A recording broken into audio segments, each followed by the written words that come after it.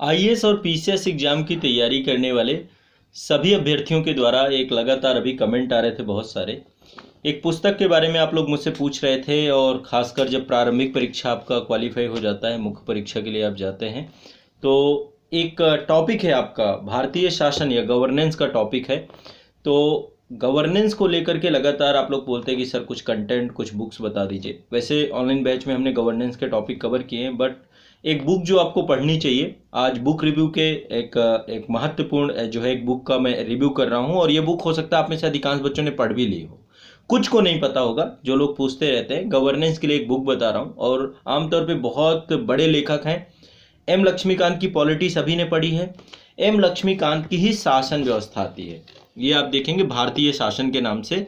इसमें public policy, Bharat की प्रशासनिक व्यवस्था, राज्य और केंद्र दोनों को जोड़ करके प्रशासनिक व्यवस्था का पूरा स्वरूप बताया गया है। अधिकार संबंधी जितने भी मुद्दे हैं वो सारे टॉपिक इसमें कवर किए गए हैं। तो ये आपका ये तृतीय संस्करण है, अभी लेटेस्ट है ये। और आप सभी को चाहिए कि आप लोग इस पुस्तक को जरूर पढ़ें। भारतीय शासन की एम लक्ष्मीकांत की बड़ी शानदार पुस्तक है, और मुझे तो बड़ी अच्छी लगती है ये पुस्तक, क्योंकि इसमें सब कुछ दिया गया है। तो एटलीस्ट जो लोग अभी गवर्नेंस को लेकर के चाहते हैं कि आप लोग पूरा इसको कंप्लीट करें, पूरा पढ़ें, तो आप ये बुक ले सकते हैं। इसमें अधिकार संबंधी सारे मुद्दे दिए गए हैं, जिसमें ह्यूमन राइट हो गया, राइट ऑफ वुमेन्स हो गए, चिल्ड्रन राइट हो गए आपके, ठीक है। और साथ में जो पिछड़े वर्ग हैं, ओबीसी और दुर्बल वर्गों के अधिकार हो गए, माइनॉरिटी अल्पसंख्यकों को लेकर के सारे टॉपिक इसमें कवर किए, अधिकार से जुड़े हुए। इसके बाद जो है इसमें आपके जो अदर ग्रुप्स हैं उनके अधिकार दिए गए, राइट टू इन्फॉर्मेशन, इसमें सूचना का अधिकार, शिक्षा का अधिकार, उपभोक्ता अधिकार क्या क्या है, और ट्रांसजेंडर पर्सन्स के लिए क्या क्या राइट है, सारा कुछ इसमें दे रखा गया है। बहुत सारी चीज़ें सीखने को पाएंगे और इंटरव्यू में बहुत काम आएगी। यहाँ तक कि जीएस पेपर 1 जो समानांतर का, उसमें भी इसमें काफ़ी चीज़ें कवर की गई हैं। बाकी पब्लिक पॉलिसी में लोक नीति क्या होती है, और इसको लेकर के बहुत डिटेल्स इन्होंने समझाया है। सारे के सारे जितनी भी नीतियां हैं महत्वपूर्ण, वो सारी इसमें बताई गई हैं।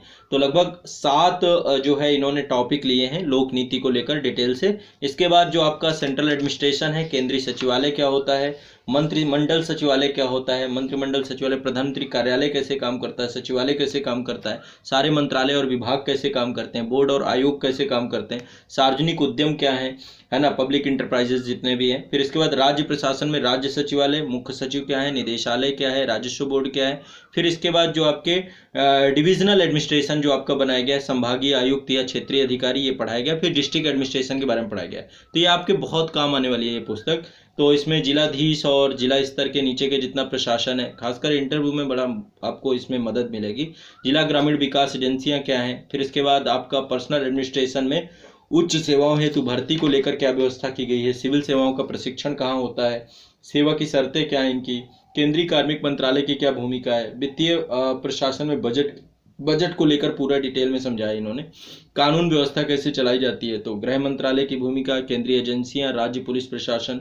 और इसके बाद जो वैधानिक निकाय हैं आपके, महिला आयोग हो गया, बाल अधिकार संरक्षण आयोग हो गया, अल्पसंख्यक आयोग हो गया, विकलांग व्यक्तियों के लिए केंद्रीय आयुक्त होते हैं, परसीमन आयोग हो गया, उत्तर पूर्वी परिषद हो गई आपकी। फिर कई सारे वैधानिक निकाय, गैर वैधानिक निकाय होते हैं, जैसे भारत का विधि आयोग हो गया, कर्मचारी चयन आयोग के एसएससी के बारे में बताया, राष्ट्रीय सुरक्षा परिषद के बारे में बताया, और बहुत सारे अर्धन्यायिक और अन्य निकाय भी इसमें सारे बताए गए हैं, जितने भी नियामक बॉडी हैं सारी की सारी।